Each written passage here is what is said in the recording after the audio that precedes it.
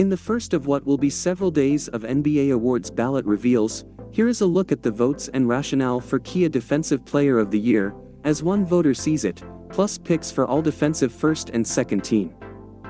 1. Mikal Bridges, Phoenix Suns. 2. Rudy Gobert, Utah Jazz. 3. Marcus Smart, Boston Celtics. The Phoenix Suns' 25-year-old forward established himself in his fourth NBA season as the league's peskiest bird of prey. On the team with the #1 record, Bridges is the guy assigned, not just matched up by position, to guard the other team's most prolific scorers. He does it with agility, he does it with effort, he does it with wingspan, and he does it better than any of his defensive-minded peers for the 2021-22 season. If enough voters agree, Bridges will become the smallest player, 6'6", 209 pounds, to be named DPOY since Seattle guard Gary Payton, 6'4", 180, 26 years ago. And only the ninth of what would be 24 winners, across 40 years, who didn't play primarily in or near the paint. It's worth remembering that 5 of the first 6 DPOY awards, and 7 of the first 9, went to guards or wings. Only Utah's massive Mark Eaton, 7'4", 275, got in there twice with the likes of Michael Jordan, Michael Cooper, Alvin Robertson and Sidney Moncrief, who won the first 2 DPOYs in 1983 and 1984. A run of big men such as David Robinson, Hakeem Olajuwon and Dikembe Mutombo transformed how a lot of people, including voters, looked at the award. Balloting started to favor blocked shots, rebounds and intangibles such as altered or discouraged field goal attempts. Also, as the MVP shifted away from several decades of dominance by low-post centers, the DPOY informally began to be regarded as something for the big guys to win.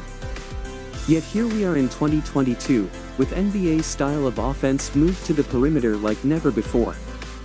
Why wouldn't an on-ball defender merit top DPOY consideration? The amount of times a big has won over a guard is just crazy, Bridges told Yahoo Sports recently.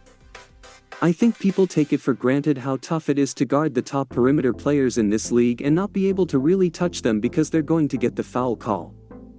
These guards are shooting off ball screens, they get ISOs with the offense spaced out and a lot of shooters on the court. You've got to guard these matchups one-on-one. It's a different type of defense, based on denial and more active than reactive. Bridges' approach, like other ball hawkers, isn't to swat, alter or reclaim a shot once the offensive player unleashes it. Rather, it's to deny the ball entirely to his man, eat up the shot clock, and force a pass or a hurried, inferior shot, all without fouling. Against the likes of Steph Curry, Luka Doncic, James Harden, LeBron James, DeMar DeRozan and so on.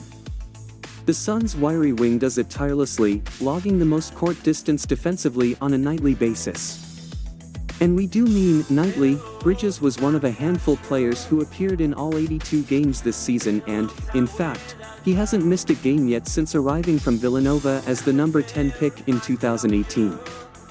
On a Phoenix team that ranked 3rd in defensive rating, 106.8, and 1st in net rating, 7.5, none of his teammates played more than 68 games.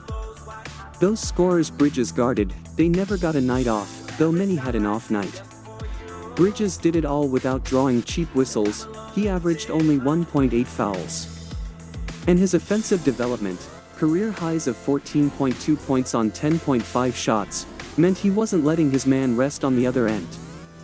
That drains energy from that opponent's offense.